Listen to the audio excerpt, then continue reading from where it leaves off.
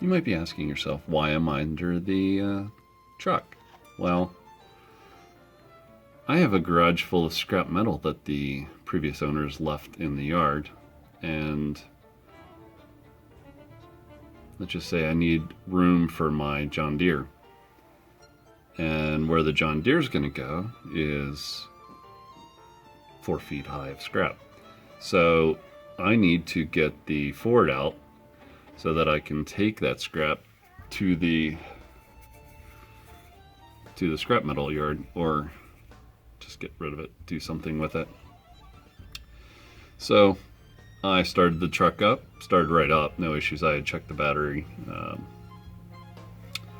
everything was fine. Well, I was expecting a leak from the squirrels up front, because I can't remember exactly where it was, because the wrap that I had on it must have blown off on the trip out when we brought this truck out on the carrier bed.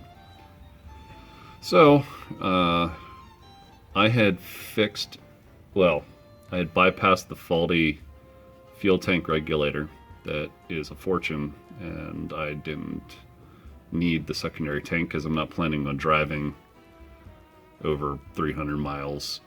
I don't plan to go more than 20 miles in this truck at any one time. So at that time, I bypassed it, and I looped the secondary tank. I don't know if you can see it. It's probably really difficult to...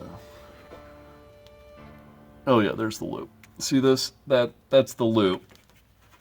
Right there, that's the loop for the, that was the secondary tank. Well, unfortunately, if you see just above it, see that kind of blue, this, I don't know if you can, right here, this blue one. Well, that was cracked. It's not cracked, the regulator's cracked.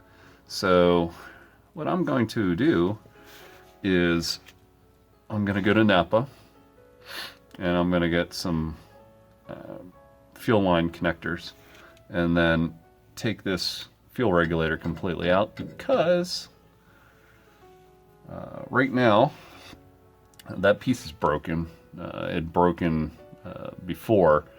It was just the plastic. It's just plastic. It's just plastic.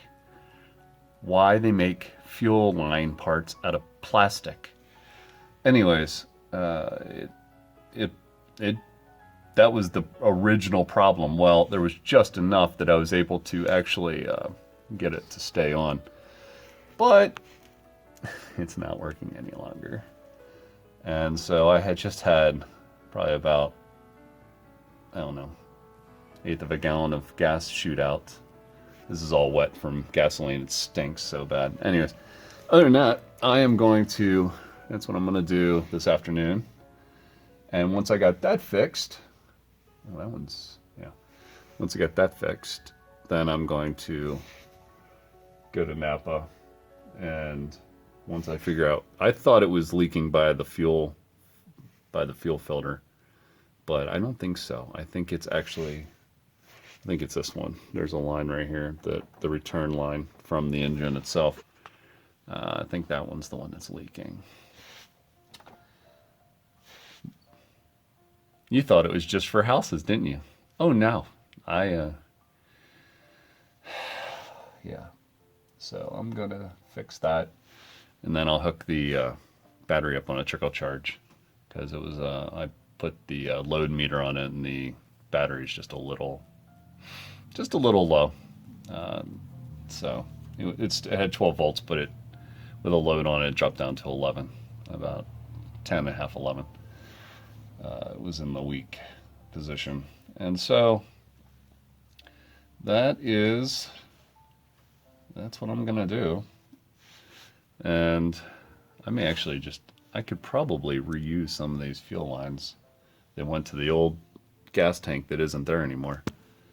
I took that off a long time ago. And then I'm gonna put the transmission. Looks like the transmission seals are a little shot, so I have I think it's called ATV. And I'll put that in there to refresh the seals. Well, until next time on Cheaper Than Rent, I am currently not working on the house, but working on the F150. So, yeah, like I said, I love this truck, but it always seems to be the simple, silly stuff with this truck. Everything else is perfect on it. I mean, it's solid. I mean, it is solid steel.